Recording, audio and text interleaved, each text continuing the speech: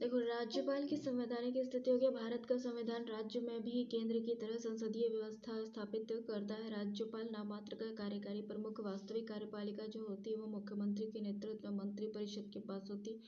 अर्थात राज्यपाल अपने कार्य शक्तियों का निर्वहन मुख्यमंत्री की क्षमता में गठित मंत्रिपरिषद की सलाह पर करता है, उन मामलों को छोड़कर जहां उसे विशेषाधिकार प्राप्त है। राज्यपाल की संवैधानिक स्थिति हेतु आर्टिकल 154, 163 और 164 का प्रावधान है। आर्टिकल 154 राज्य की कार्यकारी शक्ति का राज्यपाल में निहित, जिसका प्रयोग वह सीधे और अपने अधीनस्थ अधिकारियों द्वारा संपन्न करता है। आर्टिकल 163 विवेकाधीन कार्यों को छोड़कर राज्यपाल को अपने कार्यकारी शक्ति के प्रयोग हेतु तो मुख्यमंत्री के नेतृत्व वाली मंत्रिपरिषद से सलाह लेनी होगी। आर्टिकल 164 राज्य मंत्रिपरिषद अपने कार्य हेतु सामूहिक रूप से विधानसभा के प्रति उत्तरदायी होगा। राज्यपाल की कार्यकारी शक्ति राष्ट्रपति की तुलना में दो मामलों में निम्न है। संविधान के अनुसार राज्यपाल को कुछ विवेकाधीन शक्ति प्राप्त है, परंतु राष्ट्रपति को नहीं है।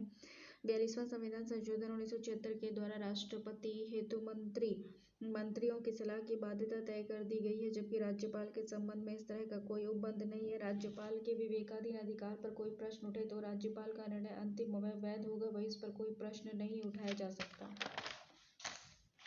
राज्यपाल के संवैधानिक विवेकाधिकार के मामले क्या है? राष्ट्रपति के विचारार्थ विधेयक को आरक्षित रखना, राज्य में राष्ट्रपति शासन की सिफारिश करना, पड़ोसी राज्यों में बतौर प्रशासक कार्य करते समय यूनियन और टेरिटरी कार्य करते समय राज्य के विधान विषयक व प्रशासनिक मामलों में मुख्यमंत्री से जानकारी प्राप्त करना। राज्यपाल राष्ट्रपति के समान कुछ मामलों में परिस्थिति जन्य निर्णय ले सकता है, जैसे कि विधानसभा चुनाव में किसी भी दल को स्पष्ट बहुमत न मिलने पर मुख्यमंत्री की नियुक्ति कर सकता है। मुख्यमंत्री की अचानक मृत्यु पर उसका उत्तराधिकारी न होने पर मुख्यमंत्री की नियुक्ति कर सकता है।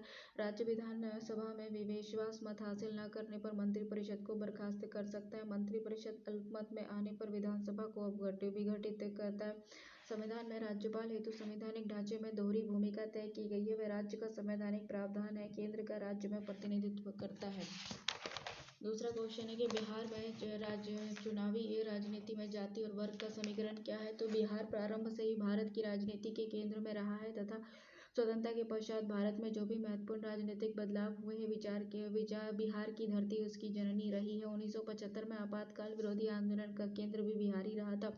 1990 के दशक में मंडल समर्थक और मंडल विरोधी आंदोलन का केंद्र भी बिहार ही था। मंडल दौर के पश्चात भारत के उत्तरी राज्यों में जिस तरह की राजनीतिक लड़ाई और राजनीतिक प्रतिनिधित्व की शुरुआत हुई, इसकी जोड़ बिहार में है, उसकी जड़ें बिहार में है। 1990 के दशक तक बिहार की राजनीति की दशा और दिशा बदल गई। राजनीतिक प्रतिनिधित्व में परिवर्तन, क्षेत्रीय राजनीतिक पार्टियों का उदय, व्यापक जनाधार वाले क्षेत्रीय नेताओं का उदय, विशेष रूप से समाज के निचले तबके जैसे ओबीसी, दलित, आदिवासी और मुस्लिम। किसी भी राज्य की राजनीति उसके समाज और उसकी अर्थव्यवस्था के बीच संबंधों पर निर्भर करती है। बिहार की राजनीति में जाति एक महत्वपूर्ण भूमिका अदा करती है। 1990 से पहले बिहार की राजनीतिक व्यवस्था में ऊंची जातियों का वर्चस्व था, परंतु मंडलीय राजनीति ने प्रभावशाली मध्य जाति जैसे आमतौर पर ओबीसी और विशेषकर यादवों को बिहार की राजनीति के केंद्र में ला दिया। बिहार में मुसलमानों और यादवों की संख्या अधिक है, अतः कुछ राजनीतिक पार्टियों द्वारा इन दो वर्गों को आधार बनाकर लंबद करने की कोशिश होती है।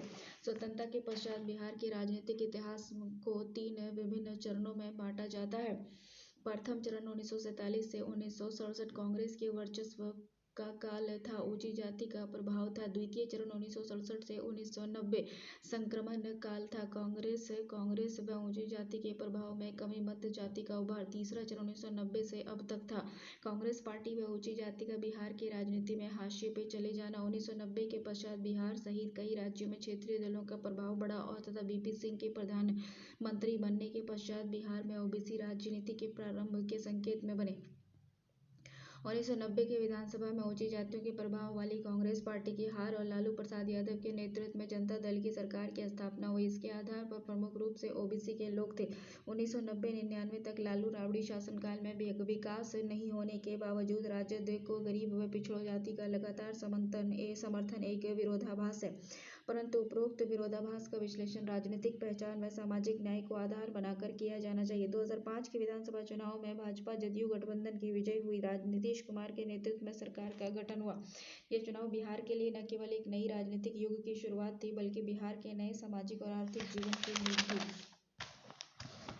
बिहार में 2010 में विधानसभा चुनाव तथा 2014 के लोकसभा चुनाव को आधार बनाकर ये कहा जाता है कि जातिवाद गठबंधन पर विकास की राजनीति की जीत है, परंतु सूक्ष्म अध्ययन करने पर यह स्पष्ट होता है कि राज्य में जातियों के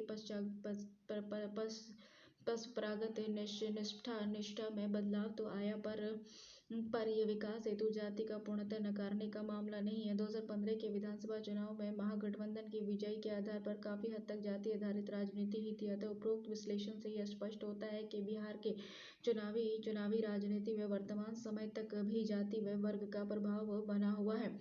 जातिगत राजनीति के सकारात्मक और नकारात्मक प्रभाव क्या है? जैसे सकारात्मक प्रभाव है पिछड़े वर्ग, दलित और आदिवासी का राजनीतिक सशक्तिकरण। जाति आधारित उनके गठबंधन की स्थापना, जिनमें दबाव समूह प्रमुख है। पिछड़े वर्ग की राजनीतिक भागीदारी में उनमें आत्मविश्वास की भावना आई तथा सार्वजनिक जीवन में भेदभाव कम हुआ। सामाजिक न्याय की अवधारणा मजबूत हुई। लोकतांत्रिक व्यवस्था में जन भागीदारी बढ़ी। नकारात्मक प्रभाव क्या था? जाति आधारित संकीर्ण राजनीति की शुरुआत। व्यापक राष्ट्रीय विकास हितों की अपेक्षा जातिगत हित की प्रधानता। जातिगत आधार पर प्रशासकों की नियुक्ति तथा प्रशासनिक व्यवस्था को खतरा। जाति के आधार पर भारतीय समाज का विभाजन, फलस्वरूप राष्ट्रीय एकता पर खतरा। राजनीति में अपराध व भ्रष्टाचार को बढ़ावा देना। जाति आधारित वोट बैंक की राजनीति। दूसरा क्वेश्चन है कि भारत में दबाव समूह क्या है? तो दबाव समूह शब्द का उद्भव यूएसए से हुआ है। दबाव समूह उन लोगों का समूह है जो कि सक्रिय रूप से संगठित हैं। वे अपने समूह के हितों को बढ़ावा देते हैं व उनकी प्रतिरक्षा करते हैं। सरकार पर दबाव बनाकर बल्कि नीति को अपने समूह के पक्ष में परिवर्तित करने का प्रयास करते हैं। राजनीतिक दलों से भिन्न, चुनाव में भाग नहीं लेते हैं। दबाव समूह विधिक व तर्क संगत साधनों का उपयोग करके सरकार की नीति निर्माण व निर्धारण को प्रभावित करते हैं। सभाएं करना, पत्राचार करना, जन प्रचार, संचार माध्यम का उपयोग करके अनुरोध, जनवाद विवाद etc। कभी कभी अतर्क संगत व गैर विधिक तरीके का आश्रय, हड़ताल, हिंसक गतिविधि और भ्रष्टाचार।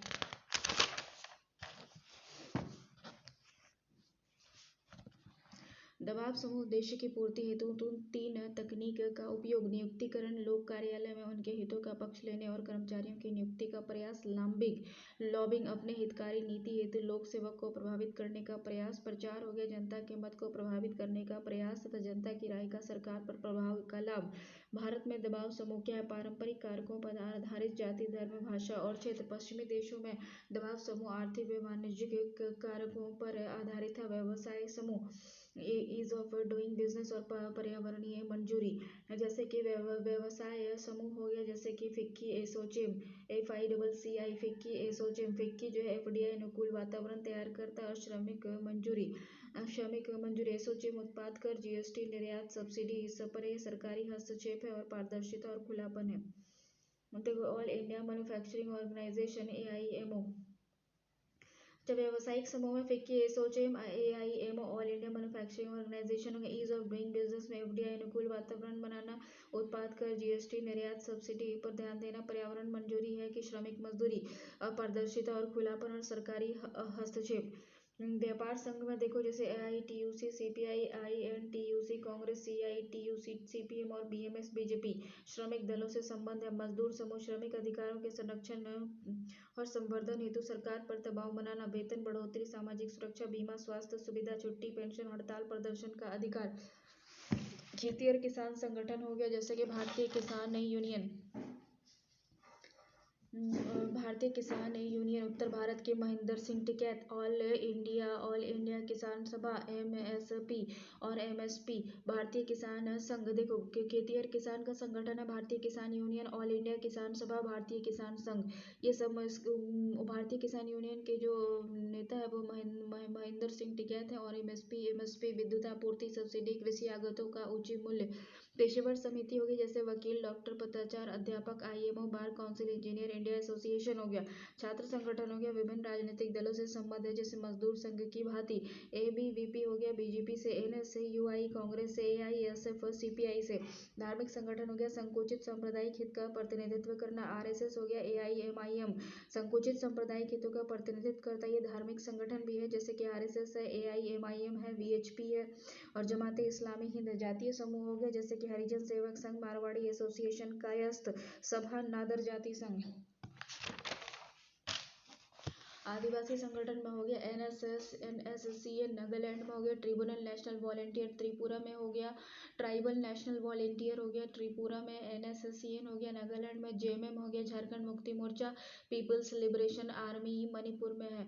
भाषागत समूह हो गया तमिल संघ हो गया, अंजुमन तारीख उर्दू हो गया, नागरी प्रचारणी सभा, नागरी लिपि के लिए नागरी प्रचारणी सभा है। विचारधारा आधारित हो गया जैसे कि पर्यावरण सुरक्षा संबंधी, नर्मदा बचाओ, चिपको आंदोलन, लोकतांत्रिक विचार संघ, विचार लोकतांत्रिक अधिकार संगठन जैसे नाज फाउंडेशन और PUCIL।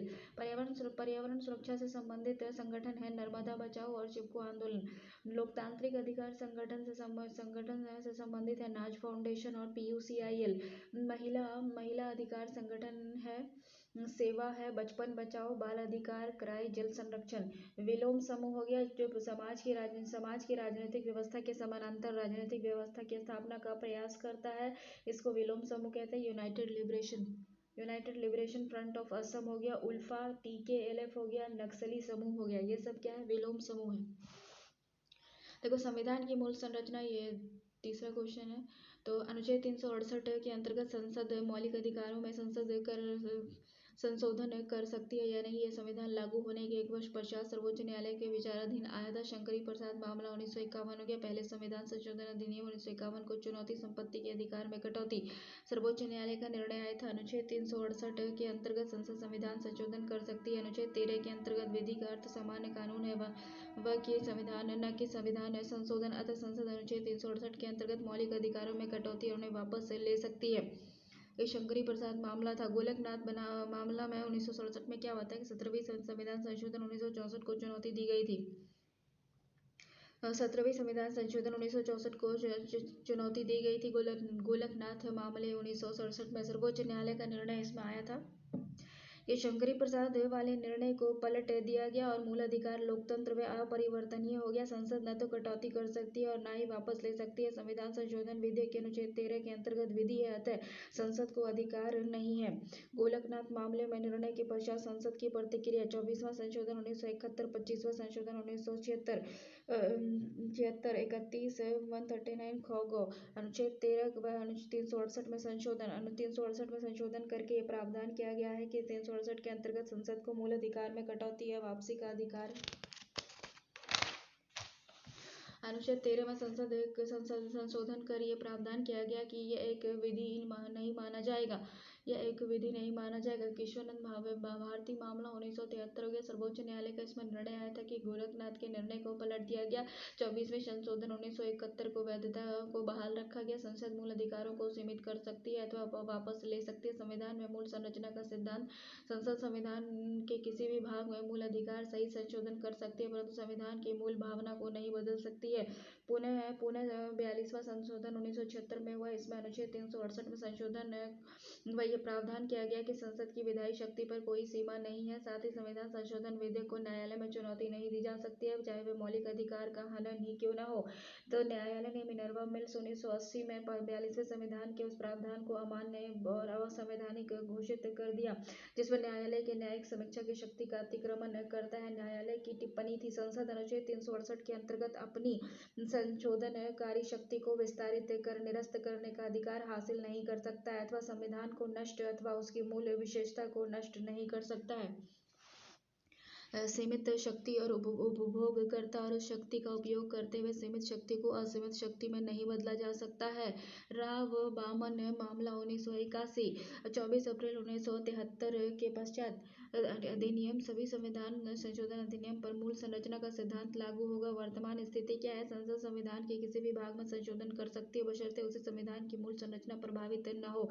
मूल संरचना के तत्व क्या है? जैसे कि लोकतंत्र व गणराज्य का स्वरूप, धर्मनिरपेक्षता, शक्ति का विभाजन, संघात्मक शासन व्यवस्था, राष्ट्र की एकता, अखंडता, कल्याणकारी राज्य की अवधारणा, न्यायिक समीक्षा, व्यक्तिगत स्वतंत्रता और संसदीय प्रणाली। भारत के राष्ट्रपति की संवैधानिक स्थिति क्या है? भारतीय संविधान में सरकार का संसदीय रूप है। राष्ट्रपति नाम मात्र कार्यकारी प्रधान है। वास्तविक कार्यपालिका प्रधानमंत्री व मंत्रिपरिषद। राष्ट्रपति अपने कार्यकारिणी शक्ति का प्रयोग प्रधानमंत्री के नेतृत्व वाले मंत्रिमंडल की सहायता से करता है। अमेरिकी प्रशासनिक व्यवस्था है। राष्ट्रपति कार्यकारी और प्रशासनिक शक्ति। राष्ट्रपति में सरकार व अध्यक्षात्मक स्वरूप है। भारतीय संविधान के अनुसार भारत के राष्ट्रपति की वही संवैधानिक स्थिति है जो ब्रिटेन में राजा की है। अंतर केवल ये है कि भारत एक गणतंत्र है, राष्ट्रपति का चुनाव अप्रत्यक्ष रूप से किया जाता है। इसके विपरीत ब्रिटेन में राजा का पद वंशानुगत होता है। राष्ट्रपति राष्ट्र का प्रमुख पर कार्यकारी नहीं है। राष्ट्रपति राष्ट्र का प्रतिनिधित्व करता है परंतु शासक नहीं है। राष्ट्रपति राष्ट्र का प्रतीक है, वह मंत्रिमंडल के सलाह पर निर्भर है। राष्ट्रपति की संवैधानिक स्थिति समझने के लिए अनुच्छेद 53, 74 और 75। अनुच्छेद 53 क्या है? संघ की कार्यपालिका शक्ति राष्ट्रपति के प्रयोग स्वयं या अपने अधीनस्थ की सहायता से है। अनुच्छेद 74 में क्या है? राष्ट्रपति की सहायता व सलाह हेतु प्रधानमंत्री के नेतृत्व में परिषद। राष्ट्रपति अपने कर्तव्य का निर्वहन अपने सलाह पर करे। अनुच्छेद 75 मंत्रिपरिषद लोकसभा के प्रति सामूहिक रूप से उत्तरदायी है। 42वां संविधान संशोधन 1976। प्रधानमंत्री के नेतृत्व वाली मंत्रिपरिषद की सलाह बाध्यकारी है। 44वां संशोधन 1978। सामान्यतः या अन्यथा मंत्रिमंडल को सलाह पर पुनः विचार हेतु वह वापस कर सकता है। हालांकि पुनर्विचार के बाद दिए गए सलाह को मानने हेतु बाध्य नहीं है। राष्ट्रपति के पास कोई भी संवैधानिक विवेक स्वतंत्रता नहीं है, परंतु इसके पास कुछ परिस्थितीय विवेक स्वतंत्रता है। लोकसभा में किसी भी दल के पास स्पष्ट बहुमत न होने पर प्रधानमंत्री की नियुक्ति, प्रधानमंत्री की अचानक मृत्यु हो जाने पर व उसका स्पष्ट उत्तराधिकारी न होने पर वह प्रधानमंत्री की नियुक्ति कर सकता है। मंत्रिमंडल को विघटित करना यदि वह बहुमत सिद्ध करने में असफल हो जाता है। लोकसभा को विघटित कर सकता है यदि मंत्रिमंडल ने अपना बहुमत खो दिया है। जैसे देखो लोकपाल और लोकायुक्त। परिचय देखो, भारत में सर्वप्रथम प्रशासनिक सुधार आयोग 1966 से 1959 की सिफारिश पर नागरिकों की शिकायतों के समाधान और भ्रष्टाचार पर रोक हेतु लोकपाल और लोकायुक्त नियुक्ति का प्रावधान था।